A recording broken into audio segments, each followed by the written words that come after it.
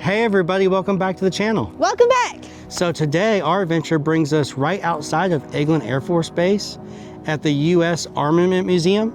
This museum is home to over 30 aircraft and also weapon systems ranging from World War I all the way to present day.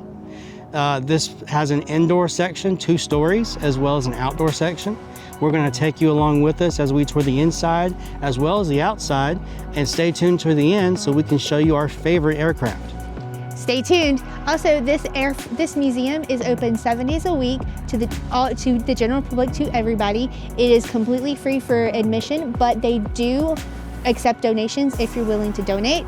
It is located right outside the base, so you don't necessarily need a base pass. It is open to everyone included. Yep. So just come along as we go and enjoy ourselves, and you just like and subscribe. Let's go.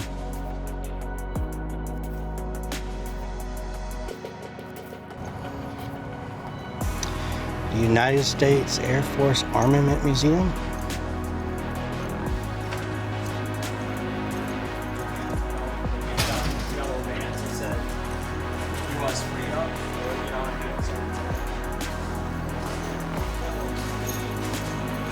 Hit the door.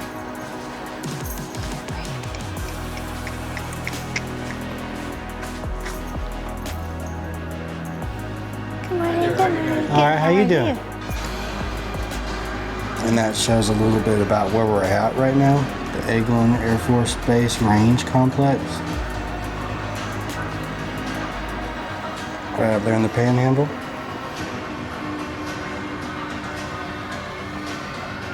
Dang. 724 square statute miles of land, over 45 test areas, and then 125,834 square statute miles of water, and 133,927 square statute miles of total available airspace. It's a lot of room. It's at this area. So after we get done inside, we'll go outside. That's the exhibits outside. They have quite a few different planes.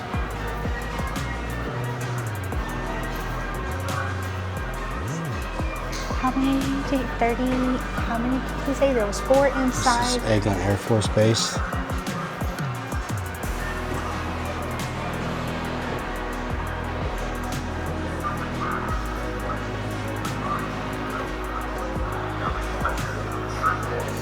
Different missile systems they have used.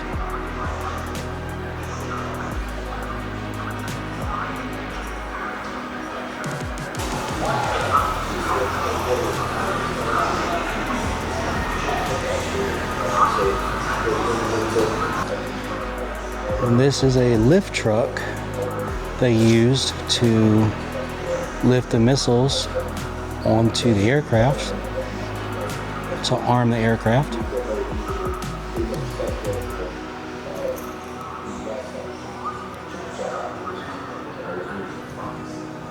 All right, guys. Well, welcome to the Air Force Armament Museum.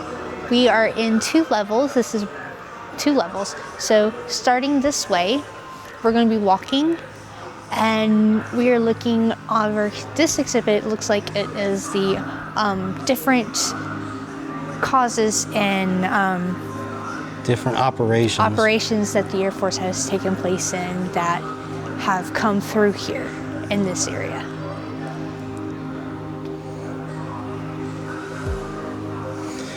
Got Desert Storm and Shield. We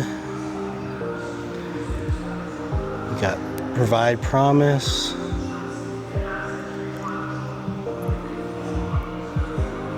There's some used equipment from Operation Desert Storm. And then you got Operation Southern Watch, Northern Watch,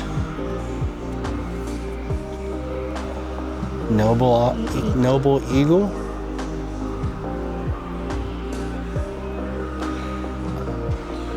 an Iraqi Army uniform, Enduring Freedom, and Iraqi Freedom. and the Iraqi Freedom. So you got from the early 90s all the way to present.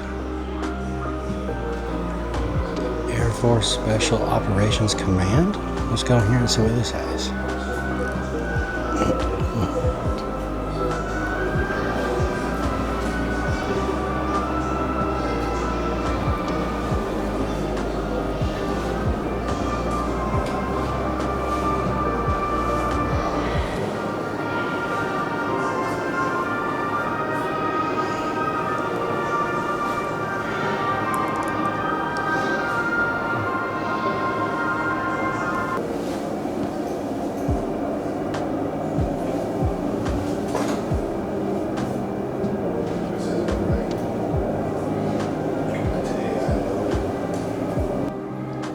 Some night vision goggles here, a headset.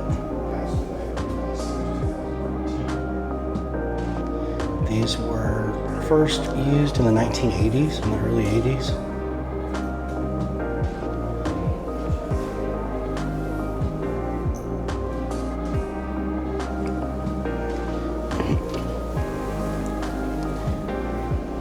And here we got some high explosive incendiary rounds. 20mm cartridges, and that's a high explosive round, but that's 105mm, quite a bit bigger, and these are 40mm.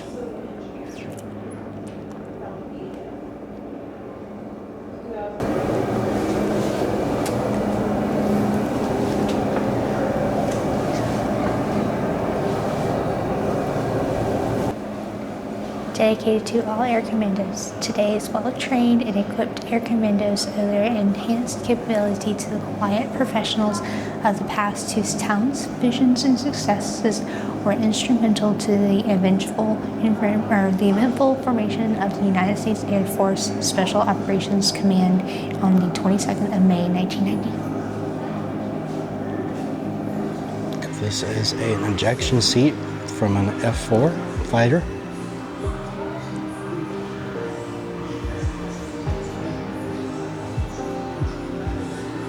There's it in use. There's a couple different pictures of it being used.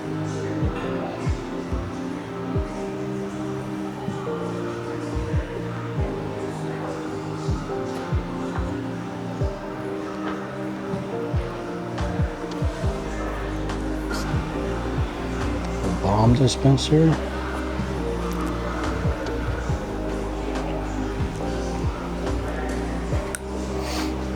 And a warhead.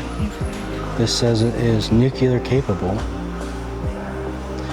Costs $300,000 to make. Speed is classified. Range is classified. But they'll show how much it cost. A 500-pound laser guided bomb. And over here, it looks like we have the Women's Army Corps.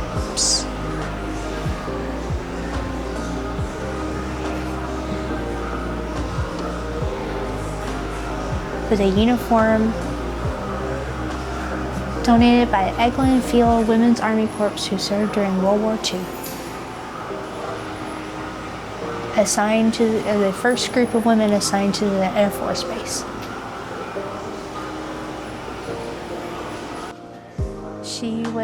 This is a Miller. She is a U.S. Armament, she covered battles in World War II and was arrested by the Army because of her gender. She was a New York-born former Vogue fashion model. Lee Miller was her name. And she was an accomplished photographer and correspondent during World War II. Interesting. Fashion model. It's a 15,000-pound bomb.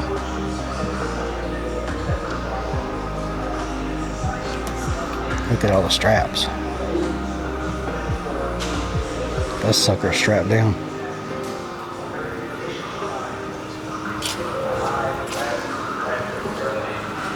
Weighs 2,500 pounds when it's loaded. Equal to 10 tons of TNT. It was used in Vietnam.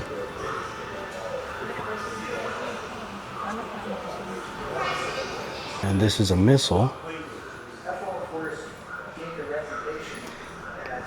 Air-to-surface missile designed for high and low altitude strikes.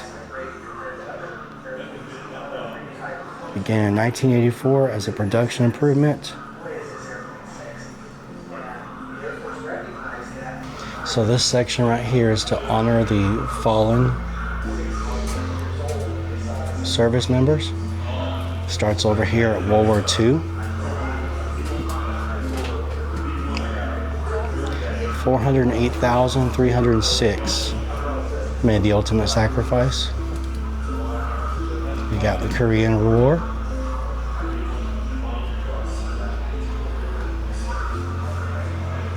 Got the Vietnam War.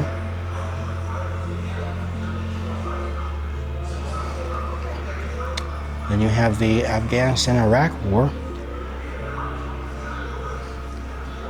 from 2002.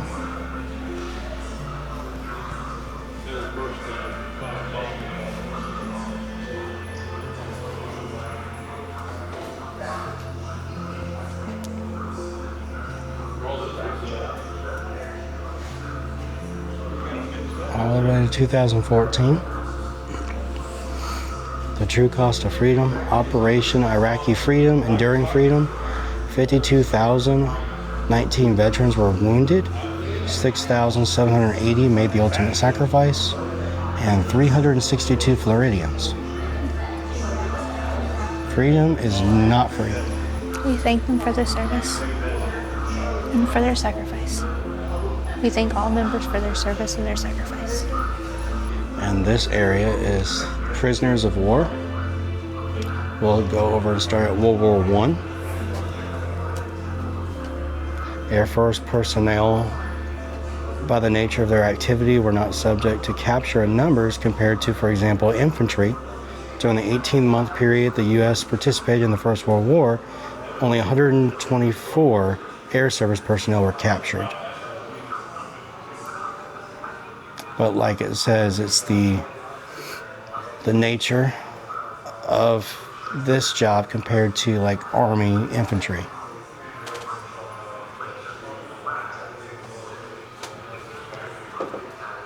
World War II.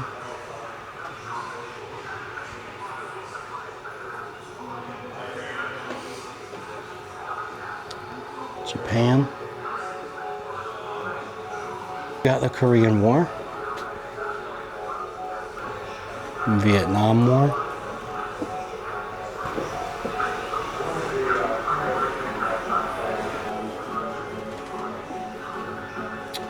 And this is something that it would have looked like to be held captive as a prisoner of war.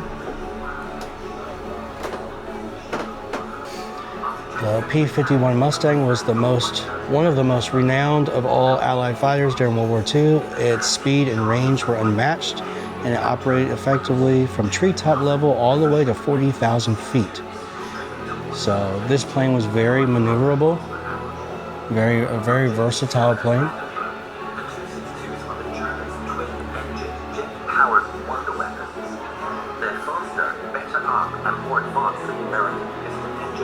Very cool. All right, so now we're looking at armament, ammunition. We got some 30 millimeter ammunition right here. Got the blue tip, which is for target practice. Then we got incendiary rounds, armor piercing, semi-armor piercing, and armor piercing rounds. And a variety of different rounds for different gauges of weapons.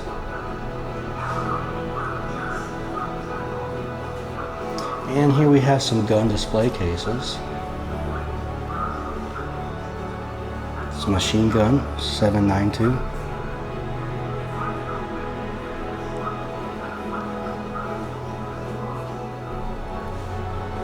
These are some big, heavy machine guns.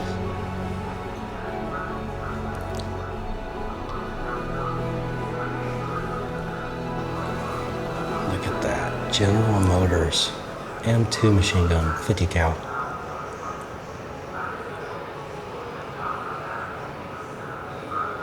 That's pretty cool. I did not know.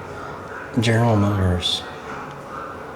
It actually says Frigidaire, division of General Motors Corporation.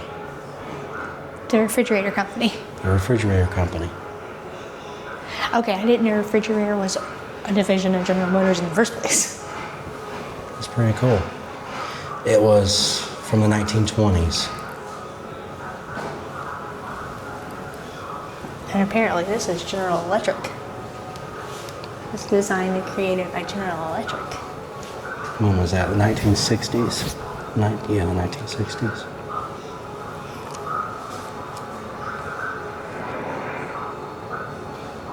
Oh, that sure is. There's a General Electric sign. There's a General Electric sign on it. And everything's scratched off. Little tag on it that says General Electric. And everything's scratched. But Check this light machine gun out.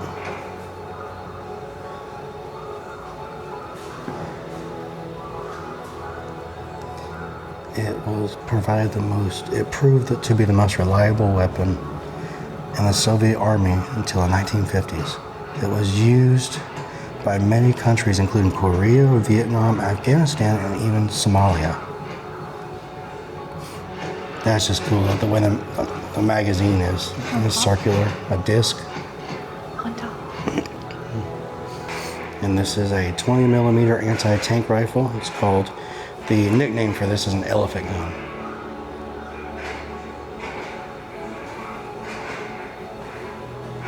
It's certainly big enough to stop an elephant. This is interesting. It has a sniper scope, but it's gas operated. Rotating bolt. World War II. RPGs. Rocket launchers.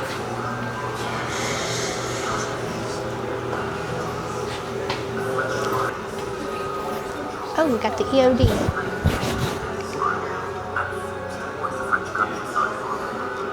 And these are the suits for the EODs, Ordnance Explosives Disposal Units.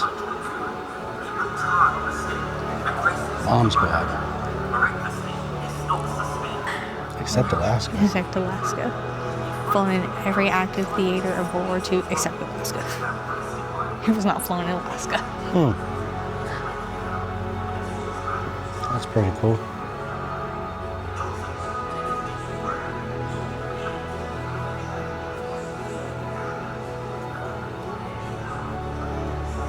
That right there is a trainer for a plane. It's a simulator. It's pretty cool. Small little trainer plane.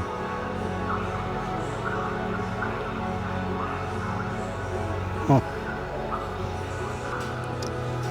The Fat Man. It's a fat bomb. So the Fat Man, in August of 1945, the products of the Manhattan Project became the first and only nuclear bombs ever used in warfare. Little Boy was the first nuclear weapon used, a gun-type weapon using uranium-235, detonated over Hiroshima, Japan, August 6, 1945. The Fat Man was the second and the last nuclear weapon used, detonated over Nagasaki. Yeah, that place. I can say it in my head. Nagasaki? Yes, Nagasaki, Japan.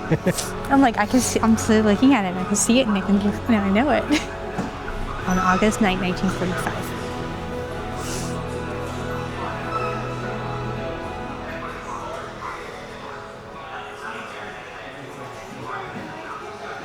And this we have the F-80 Shooting Star.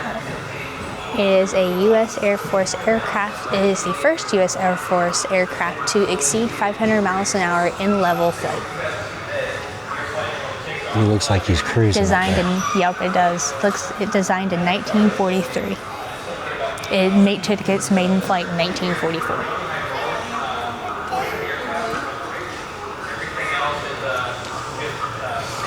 Got the weapons protruding out up here in the front. It's pretty cool.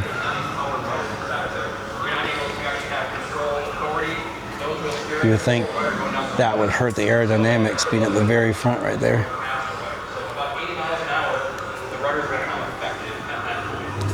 But hey, it's the first one to exceed 500 miles an hour. Now we're gonna go upstairs. We looked at all downstairs, now we're gonna go upstairs. Let's go there first. Okay, scratch that. We're going to this room first because I thought we went everywhere, but we didn't. Airborne Battlefield Command and Control Center.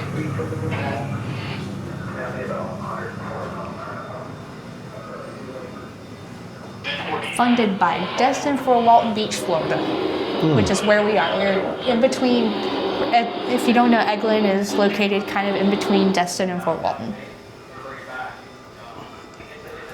So that's what these would look like from the exterior, just a bunch of mobile buildings pieced together. Oh, you can walk through one. And this is the entrance to one.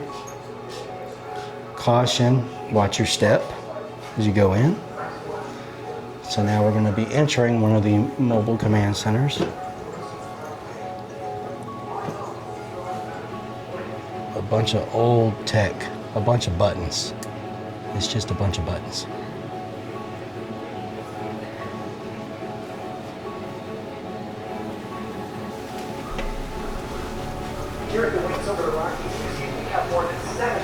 And it has a bathroom. And a little kitchen area. Oh, it's the kitchen area. Alright, now we're going to go upstairs because we've seen most everything on the downstairs portion. Now that we're upstairs, here is a ALCM missile.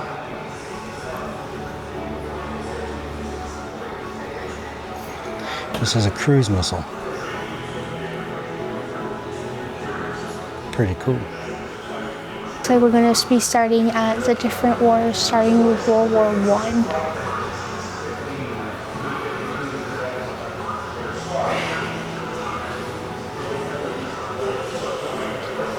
Here's some aircraft machine guns. These are 30 caliber.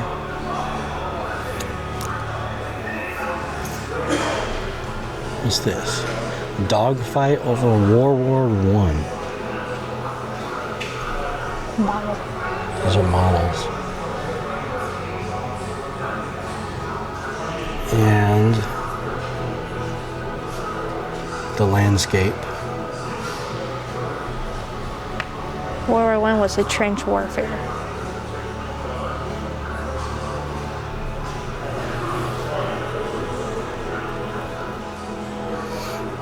Here we got some goggles.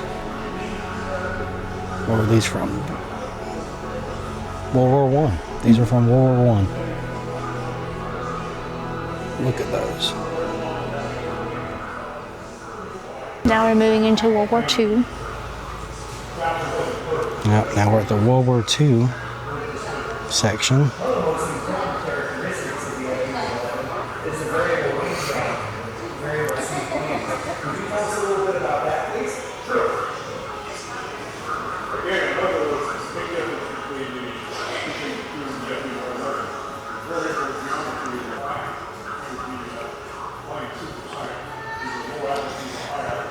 A cluster adapter was used to assemble 94-pound frag bomblets to form the M29 500-pound fragmentation cluster bomb, used primarily on personnel concentrations. So these bombs right here were loaded up with 90 little 4-pound frags, basically. And this bomb would explode right above the surface of the ground. And so you got all them 4-pound frag bombs, little bombs, exploding in all different directions. So they got 30 caliber machine guns that were the normal guns on fighter aircraft during that time. Look at that aircraft camera. It's an old video camera. And here we have a general purpose bomb. I think it's what, 2,000 pounds? Yeah. I think that's what it says, yeah. A 2,000 pound general purpose bomb. Look how big it is compared to me. And I'm 6'2". It's a big bomb. Stands pretty small. Now we're coming into the Korean War era. The first major air war after World War II was June 25th of 1950, all the way to 1953.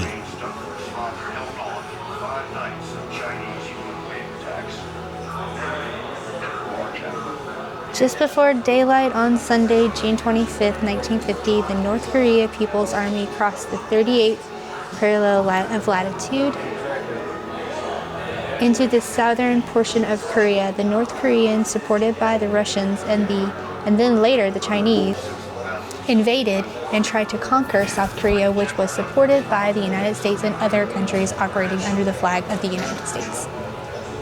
So free fall ordnance continued to play an important part in the military planning, development, and basic since World War II. High explosive chemical gas. And now we're going into the Cold War with, and that's where the aircraft, these aircraft come into play. These are the Cold War aircraft eras. And we have some guided weapons as well as air-to-air weapons. And now we're moving into the Vietnam War era. In 1965, when the United States first began to take a full-scale combat role in the war in Southeast Asia, the Air Force was called on to provide direct fire support and airlift to ground forces. Men and planes adapted admirably until ultimately flying more missions, dropping more bombs, and delivering more men and supplies with a lower loss rate than in the previous conflict. The aircraft involved in this war ranged from ancient lumbering propeller planes to sleek supersonic jets. And that's a picture of how the inside and how they worked. And that's the fragment bombs. And this right here is a illustration of what the fragmentation bombs would do before they hit the ground.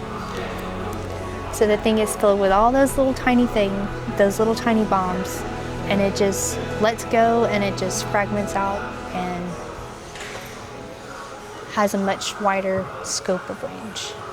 So this right here is the Fire B-2. This is actually an aerial target used by the Air Force for target practice. It's a supersonic subscale aerial target which is remote controlled and may be air or ground launched and using mid-air or water retrieval. But it can sustain flight of about an hour. Whoa. So they would use that for target practice.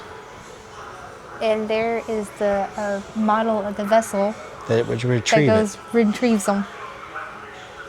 And there's you a picture of one actually retrieving it.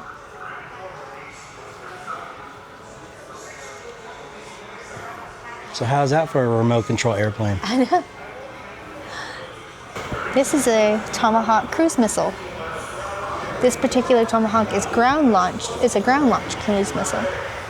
The first Air Force operational test and evaluation took place in May 1982. By 1985, was placed under the management of the Air Force's Aeronautical Systems Division.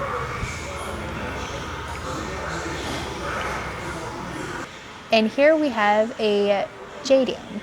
JDAM is a Joint Direct Attack Munition.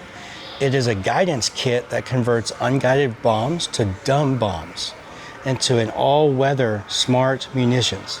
So this right here is what they would convert a unguided bomb into a guided bomb. When walking past this mural, keep your eyes on the large F-15 aircraft. It seems to follow you. When you go downstairs, look up. It's coming down at you.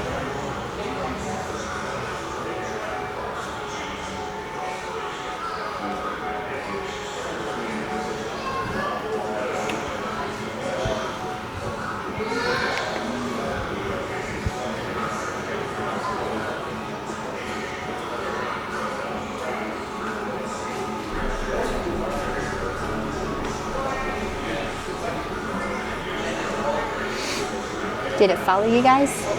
Let us know in the comments. Great moments in aviation history. All the way from the Wright brothers to space. To the shuttle. And over here we have the Civil Air Patrol.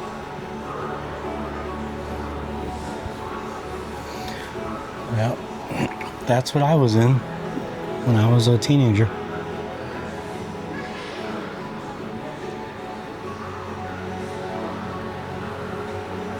And here we have awards and decorations.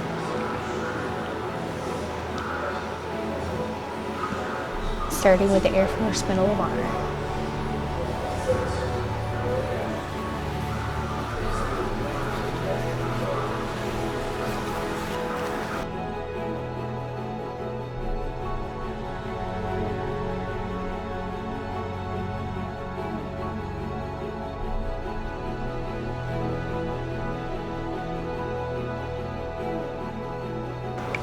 All right, well that about wraps up the upstairs portion. So now all we got left to do is go outside and explore.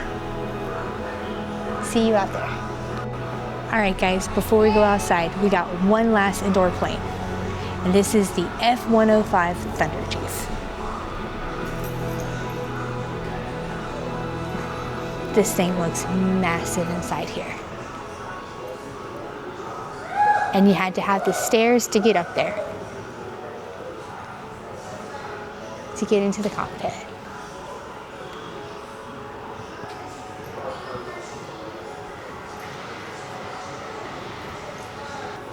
Got the napalm fire bombs that's attached to it.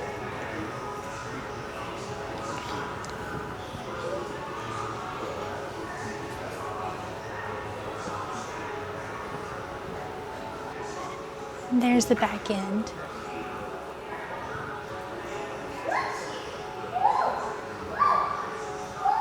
And here's the other side with the other different types of armaments and bombs that were attached to them. And this plane began in 1951. The first prototype flew on October 22nd in 1955, but the first one, as displayed here, did not fly until June 1959. It entered operational service in the early 1961, and it was an all-weather fighter bomber.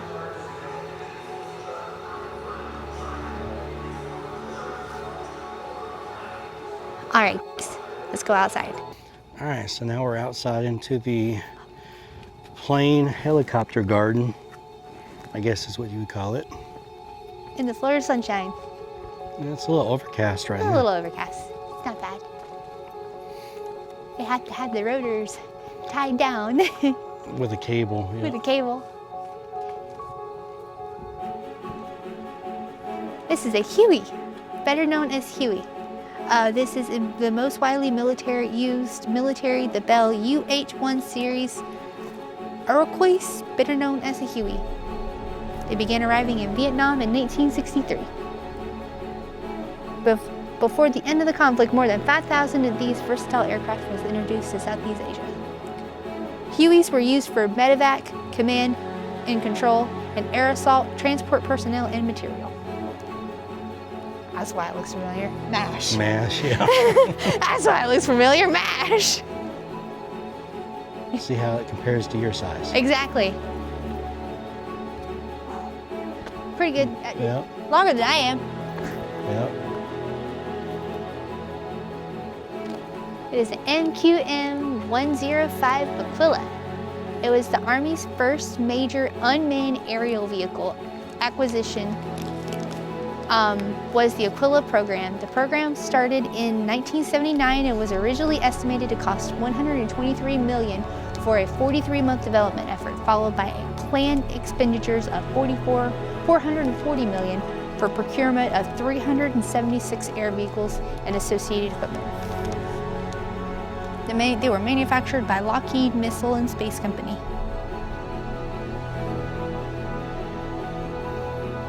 weigh 216 pounds empty. All right, here we got some U.S. Air Force fighters. Let's see, this one is a T-bird, I believe. Yep. Yeah. T-bird. You're right. It's a two-place T-33 jet was designed for training pilots already qualified to fly propeller-driven aircraft.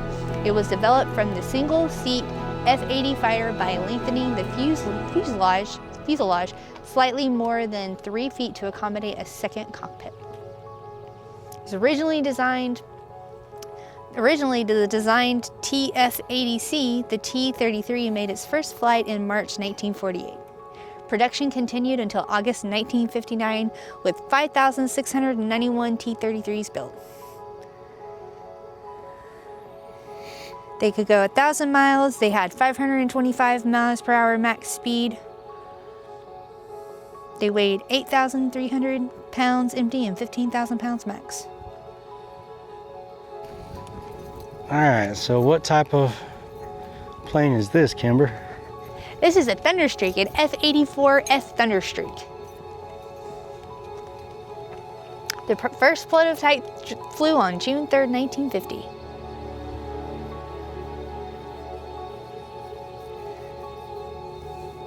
Right here, looks like she's called Betty. It's obviously named Betty.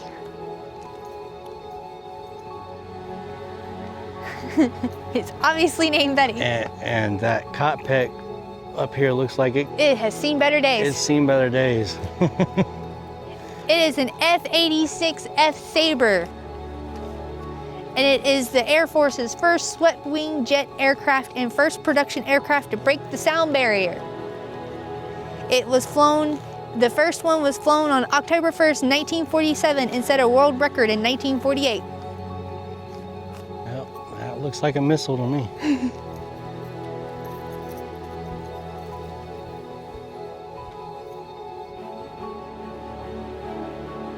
The Mace missile was a development of the TM-61 Matador missile. It was initially called the TM-61B or the Matador B. After several modifications in 1964, it was designated the CGM-13B Mace missile. The main reasons for the new development were the TM-61 Matador's guided system. It had limited range and could easily be jammed. And the missile was very cumbersome to move and set up to fire. I can see why that is Well, it has its own that. trailer, but look at these tires. Holy Jesus. They look like they need some air in them, but just look at those tires. I can see why that would be considered cumbersome.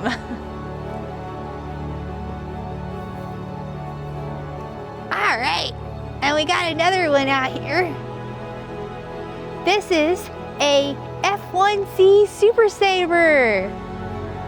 It was the Air Force's first operational aircraft capable of flying faster than the speed of sound in a level flight. The initial flight was May 25th, 1953, with the first production aircraft was completed in October of 1953. And what do we have on this one? Well, this one, it looks like it's in better shape, or it used to be in better shape. Look at the front nose cap. Oh no. Looks like something went awry.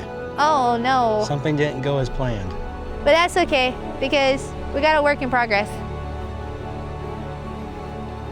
But this is actually nicknamed the Voodoo. All right. It's a penetration fighter. Originally was designed as a long-range bomber escort.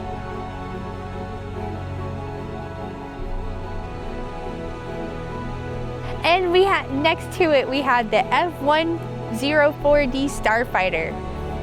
And it was originally designed as a supersonic superiority day fighter.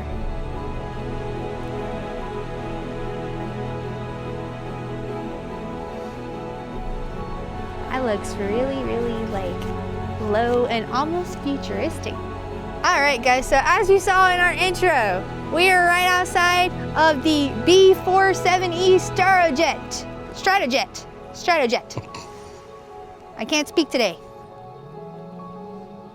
This was the world's first swept-wing bomber and the first to use a bicycle arrangement landing gear, which was necessary because of its thin wings. It is also the first plane built solely for delivery of nuclear weapons.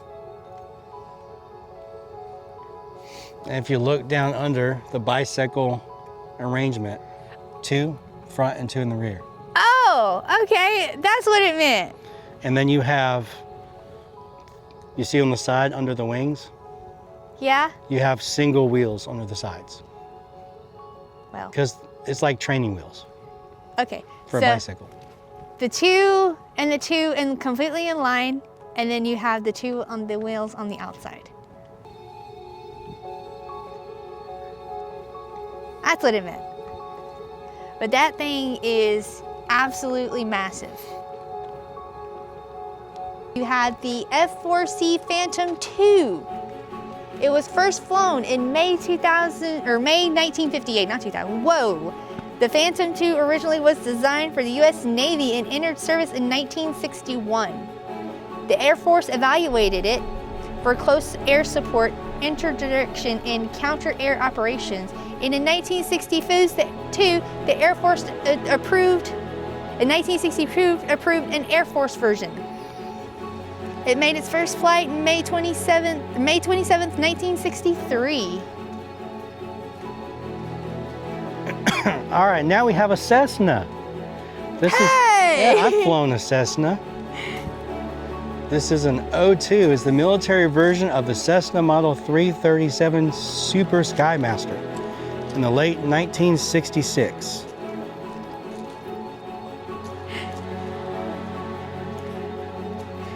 It's quite comical that they have the Cessna versus that thing. So the task behind that plane was actually for psychological warfare. So as you can see, it's small, it's not designed to haul weapons of any sort, like bombs or missiles. This was actually, it had the capacity to disperse paper leaflets in flight and carried air-to-ground broadcast gear consisting of loudspeakers mounted under the wings and was used extensively during the Vietnam War. It was painted black, used to fly night missions over sites over Vietnam. It was assigned to various units during the war in Southeast Asia from 1968 to 72. Psychological warfare, that would probably scare the crap out of me too. I ain't gonna lie. We have a MiG-21 F-13 fish bed. That's a mouthful. It is a very big mouthful. The MiG-21F is a short-range day-fire interceptor and the first major production version of the popular MiG-21 series. The MiG-21 series is considered to be the most outstanding Soviet fighter aircraft designed since the end of World War II. The E-5 prototype of the MiG-21 was first flown in 1955 and made its first public appearance during a Soviet Aviation Day display in June 1956. The MiG-21 is used by more than 30 countries of the world, including nations friendly to the U.S. An estimated 10,000 to 13,000 copies have been built in 15 different versions. The production feat is only outnumbered by some World War II aircraft and in modern days only by one, the Lockheed C-130.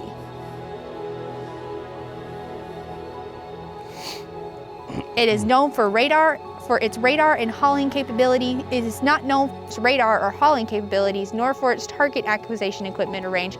It is very much dependent on the pilot, his training and experience. But it has proved itself over and over as a formidable fighter. This is a B-52 Stratofortress. It was designed by Boeing Aircraft in 1946 in response to the Army Air Corps request for a long-range bomber capable of carrying 10,000-pound payload 3,000 miles at 300 miles an hour. The B-52 flew for the first time in April in 1952. It's the only aircraft in the world with 8 jet engines. The first B-52 was delivered in 1954, and the last one was delivered in 1962. There's a total of 744 of them built for the U.S. Air Force. I'm gonna go out on a limb and say this one was from Louisiana. Why do you say that? Because there's a state with a star on the top of it where it was from. It's actually last flown by the 2nd Bombardment Wing at Barksdale Air Force Base, Louisiana.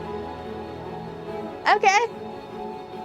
So During its time in Louisiana, it flew missions during Desert Storm.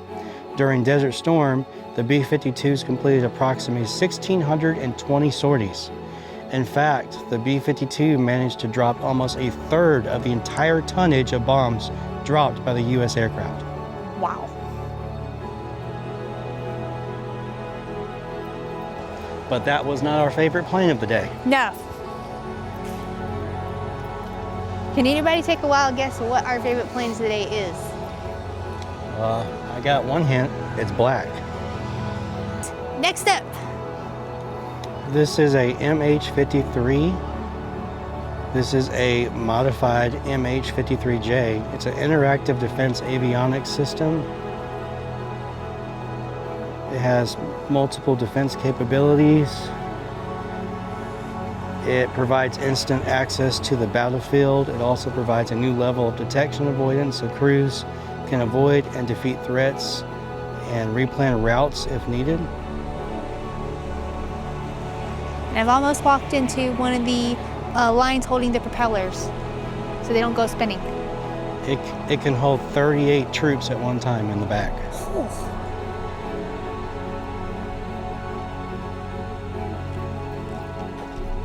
That thing's got 4 engines on it. 4 propellers.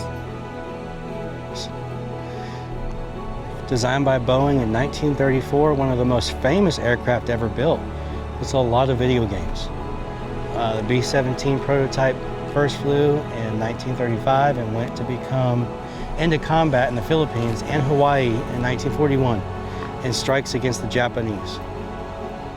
Eventually, the B-17s were used in every theater in operation in World War II, but best known for the daylight strategic bombing of German industrial targets. When production of the B-17 was halted in 1945, a total of 12,731 had been produced.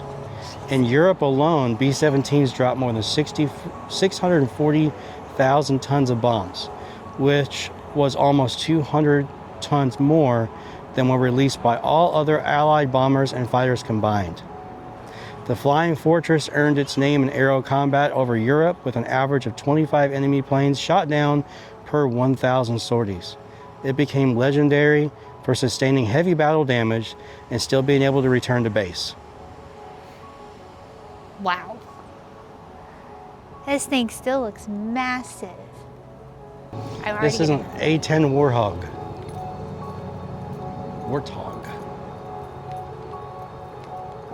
A-10 Thunderbolt. Oh, well, I stand corrected. Sorry. All right, we are It's known corrected. as the Warthog. Don't say sorry. The A-10 Thunderbolt II, also known as Warthog, is the first Air Force aircraft specially designed for close air support of ground troops. They are simple, effective, and survivable twin-engine jet aircraft that can be used against all ground targets, including tanks and other armored vehicles. The A-10 emphasis is placed on the ability to operate from short, unpaved airstrips and to withstand prolonged exposure to ground fire. Sweet. Moving on. So he was right.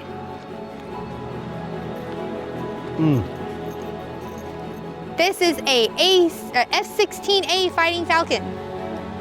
It is a compact multi-role fighter aircraft. It is highly maneuverable and has proven itself in air-to-air combat and air-to-surface attack.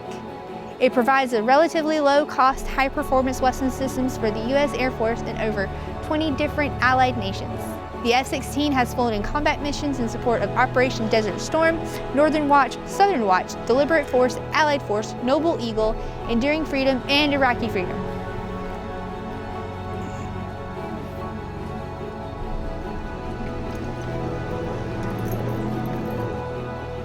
Life is like a box of chocolates.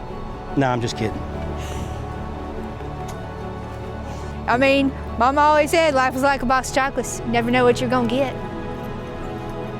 But I would tell you one thing, we're gonna take it full throttle with all hands on deck. This is an F-15.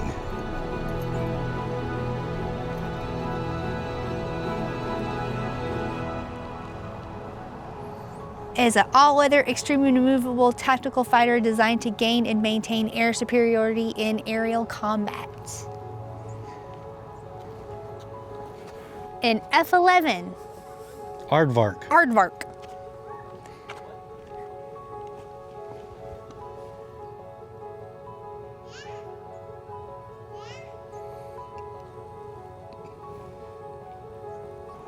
And over here we have a AC-47.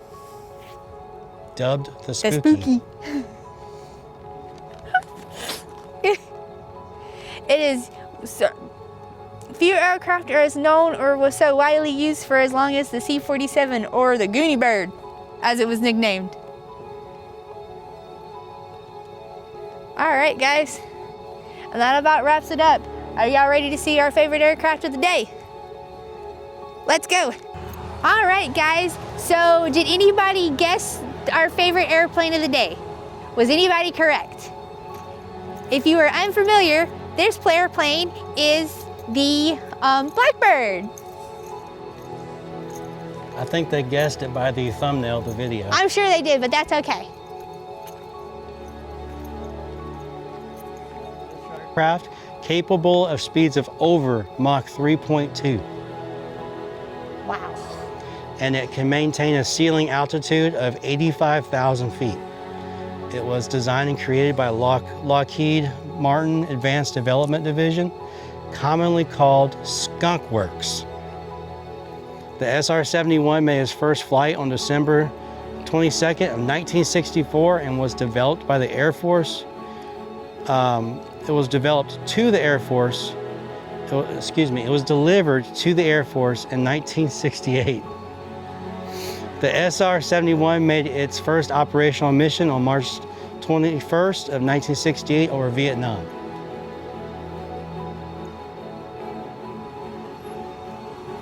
So it has a lot of records, as you can see on the plaque, setting the highest speed record from New York to London, an average speed of 1,806 miles an hour.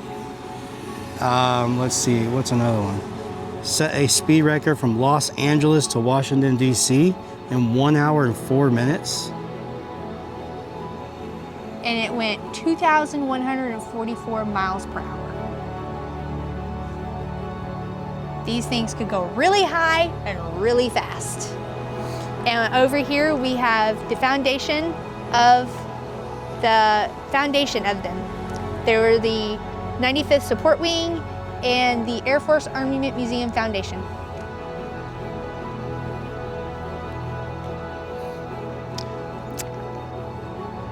All right, guys. Well, we hope you enjoyed your time with us at the Air Force Armament Museum, showing all the planes and weapon systems that has been used over the decades throughout all the wars. We had a fun time, learned a lot, saw a lot of cool things. Stick with us till the next adventure. Have a great day. Bye, Bye. guys. Okay, honorable mention, guys. We had the Moab missile, or the Massive Ordnance Air Blast Bomb. Nicknamed the mother of all bombs. We couldn't leave here without showing you guys this. It is the largest ever satellite-guided air delivery weapon in the history.